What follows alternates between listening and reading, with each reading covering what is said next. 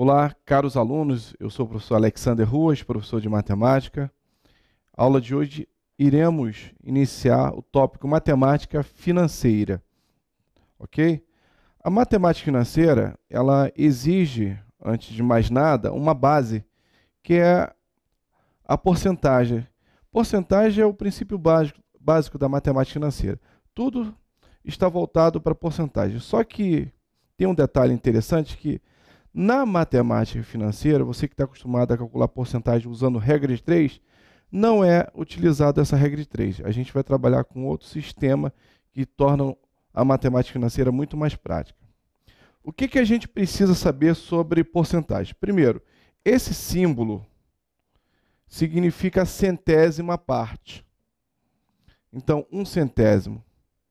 Então, se você tem aqui 100%, se você tem 100%, você tem 100 sobre 100, 100 sobre 100, você vai ter um inteiro. O inteiro é fácil de você entender. O inteiro é toda a parte. E o inteiro você aprendeu lá com a tia Teteca que um inteiro é o elemento neutro da multiplicação. Quando você multiplica qualquer número por 1, ele não se altera. Por isso que você pode pegar aqui qualquer número, e colocá-lo na forma percentual. Como é que eu faço isso? Basta eu multiplicar por 100%. Esse número vai ficar na forma percentual. Multiplicar por 100% é multiplicar também por 1, é a mesma coisa. Esse número não se altera. Quando eu falo qualquer número, pode ser um número decimal, 0,32, por exemplo. Se eu multiplicar por 100%, eu estou multiplicando por 100, a vírgula tem que andar duas casas. E esse porcento, ao mesmo tempo que eu multiplico, o porcento divide. Então, ele não se altera. Quando eu ando duas casas, você vai ter aqui 32, não podemos esquecer de colocar o símbolo 32%. Então, 0,32 na forma percentual é 32%. Eu falei qualquer número, então pode ser uma fração. 1/4. Quanto é que é 1/4 em percentual? Então, mesma coisa, multiplica por 100%. Quanto é 1/4 de 100%? Pega aí 100% e divide por 4. Vai dar 25. Só que é 25, não esquecendo do símbolo, 25%. 1/5. Quanto é 1/5 de 100%? Multiplica 1/5 vezes 100%. Dá 20. A partir daí, você vai trabalhar com os proporcionais. Se 1/5 é 20, 2/5, o dobro, 40, e por aí vai. Essas frações são frações básicas que você já tem que ter ela na mente, o correspondente percentual. Então, 1/4 é 25, 2/4, 50%, 3/4, 75, 1/5, 20, 2/5, 40, 3/5, 60 e por aí vai, ok? Isso aqui é básico em termos de percentual, ok? Vamos lá. Outro tópico que envolve a nossa matemática financeira é o fator de atualização. Como é que funciona o fator de atualização? É aquilo que eu expliquei para você no início. Você não vai usar a regra de 3. Eu quero, por exemplo, pegar um valor x qualquer, e aumentar 30%. Como é que eu faço para aumentar 30%? Tem duas maneiras. Ou você aplica uma regra de 3, depois soma esse aumento ao valor inicial, ou então vamos direto ao que nos interessa, que é o fator de atualização. Você tem aqui, ó, um x. Na realidade, eu posso colocar um x, um na frente do x. Por quê? Porque 1 é neutro, ou um inteiro de x, ou simplesmente x. Eu vou aumentar 30% do valor de x. 30% é 30 sobre 100, 0,3. De quem? De x. Então, eu tenho originalmente o valor integral, o valor inteiro. Eu vou aumentar 30%. Qual seria o valor final? 1,3 de x. É aqui que eu gostaria de chegar, ó. Esse 1,3 é o que a gente chama de fator de atualização. O fator de atualização é o fator multiplicativo, onde eu multiplico um valor original para obter o resultado já corrigido. Então, qualquer coisa, qualquer valor que for multiplicado por 1,3, você obtém um resultado final, esse valor original, aumentado de 30%. Se eu quero aumentar, então, em 30%, eu multiplico por 1,3. Ok? Então, só para ficar bem claro, esse 1, na realidade, é 100% de x. Eu tenho o x inteiro, 100% dele. E vou aumentar em 30% de x. Eu vou ter o resultado final, 130% de x. O que é 130% de x? É 130 sobre 100. 130 sobre 100, se você andar com a vírgula, vai ficar 1,3.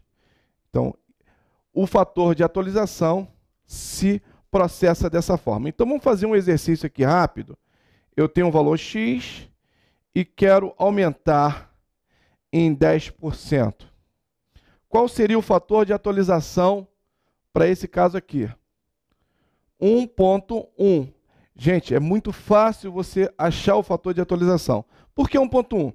Eu tenho 100%, que é o valor original. Todo valor original é 100%. Então, eu tenho 100% de x mais 10% de x, eu vou ter como resultado final 110% de x. 110 sobre 100, 1,1 de x. O fator de atualização é 1,1. Eu quero aumentar 100%.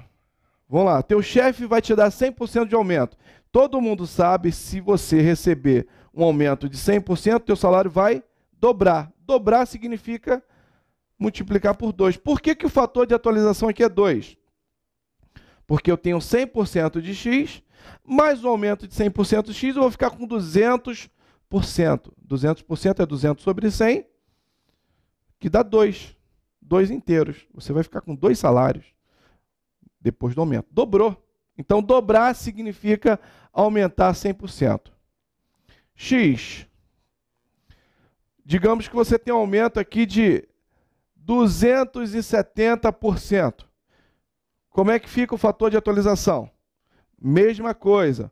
100% de x mais um aumento de 270% de x, você vai ficar com quanto? Continha fácil de fazer. 100 mais 270, 370%. Então a vírgula vem para cá. 3,7 de x. Ou esse zero aqui pode ser ignorado. O zero depois da vírgula não tem valor. 3,7. Quando você multiplica algo por 3,7, você está aumentando em 270%. O detalhe é que esse fator, ele não é simplesmente para atualizar para mais, pode ser para menos também. Aqui eu quero reduzir 20%. Vamos lá. O valor inicial não é sempre 100%? O valor inicial não é sempre 100%? Então, se eu tenho x, 100% de x, e tiro 20% de x, 100% de x menos 20%, eu vou ficar com 80% de x. Esse 80% é 0,8 de x. Ok? 0,8, então, é um fator de atualização para reduzir. Repare que todo fator de atualização que reduz, ele é menor do que um inteiro. Porque dos 100% você não vai ter mais essa parte inteira, vai ter uma fração, 0,8. Ok? Então, no máximo, você pode reduzir 100%. É impossível você tirar mais de 100% de alguma coisa. Tirar daquilo que não existe, só funciona com um cheque especial, né? Aí você tem sua conta, pode ficar negativa. Mas na matemática financeira, no máximo que você reduz é 100%. Então, vamos lá. Se eu quero reduzir 90%, reduz 90% de x, você vai ficar com 10%. 10% é 0,1. Ok? Vamos fazer mais alguns exercícios para você fixar bem essa situação aqui do fator de atualização. A situação aqui é o seguinte. Vamos pensar em dois aumentos. Dois aumentos sucessivos. Dois aumentos sucessivos. Quando eu falo um aumento sucessivo, é um aumento em cima do outro. Você aumenta, a base de cálculo já muda, porque você não tem já não tem mais aquele valor original, e a partir daí, esse valor corrigido serve de base de cálculo para o segundo aumento. Dois aumentos sucessivos de... Vamos colocar aqui várias situações. Por exemplo, 10%. Se eu quero aumentar sucessivamente, eu tenho um valor X, eu vou aumentar 10%. Qual o fator que aumenta 10%? 1,1, certo? 100% mais 10%, 110%. O fator que aumenta 10%, 110%. Esse valor X já não existe mais, agora é 1,1 de X. Esse valor que vai servir de base de cálculo para o segundo aumento. Então, eu vou multiplicar por 1,1 novamente. Então, aumento sucessivo significa multiplicar os fatores de atualização. Continha fácil de fazer. 1,1 vezes 1,1, 11 vezes 11. Dá quanto? 121. 121 de x. Repare que esse fator, 1,21, significa um aumento de 21%. Quando eu quero aumentar sucessivamente um valor em 10%, duas vezes, eu posso fazer um único aumento de quanto? De 21%. Então, dois aumentos sucessivos de 10% equivale a um só de 21%. Dois aumentos sucessivos de 10% equivale a um só de 21%. Vamos pegar um aumento de 30%. Então, eu vou pegar o valor x, vou multiplicar sucessivamente por 1,3 e depois 1,3. Quanto é que é? 13 vezes 13. Tabuada, vamos lá. 13 vezes 13. 1,69. Então, dois aumentos de 30. O que normalmente a pessoa leiga pensa? 2 de 30, 30 mais 30, 60. Aumentar sucessivamente não é somar os percentuais, é acumular. Então, estou fazendo aqui, gente, acumulação de percentual. 30 em cima de 30 dá quanto? Um aumento único de 69%. Ao invés de fazer 2 de 30, faz um único só de 69. Perguntinha tranquila de prova. A inflação no mês de janeiro foi 30%. A inflação no mês de fevereiro também foi 30%. Então, qual vai ser a inflação acumulada? Se em janeiro foi 30%, em fevereiro foi 30%, qual a inflação acumulada do bimestre? Vai ser 60%? 30 mais 30? Não. Porque o que custava R$100, em janeiro, houve uma correção monetária de 30%. Então, passou para 130%. No mês seguinte, a inflação foi de 30%, então vai ser corrigido em 30%. Não mais aqueles R$100 iniciais, e sim o 100 que foi corrigido em 30%. Então, é 130 que vai ser corrigido em 30%. Então, 13 vezes 13, 169. Se a inflação de janeiro e fevereiro foi 30 e 30, a inflação acumulada vai ser 69, porque você está acumulando percentuais. É assim que se processa a inflação.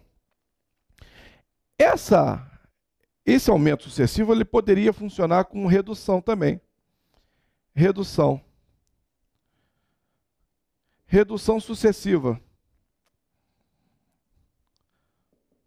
Por exemplo, duas reduções sucessivas de 20%.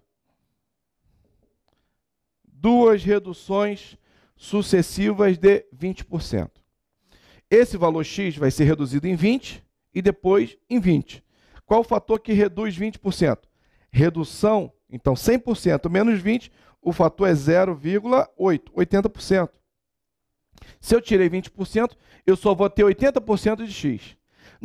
Na segunda redução, você vai reduzir 20% de 80% de x. Então, novamente, eu vou multiplicar por 0,8. Então, volto a falar. Se eu quero acumular percentuais, eu vou multiplicar os fatores de atualização. Então, quanto é que dá essa continha aqui? 8 vezes 8, 64, que é centésimo, né? Então, o x vai ser multiplicado por 0,64. Cuidado com isso aqui. 0,64 significa 64%, mas não é a resposta. Bota isso aqui na cabeça. O fator de atualização é o valor final, ó, VF. Fator de atualização é o valor final. Então, eu tinha 100% de x, O final dele foi 64. Se eu tinha 100%, agora tenho 64%, qual foi a redução? Qual foi a redução? A redução foi de 36%. Dos 100% só ficou 64%, reduziu 36%, ok?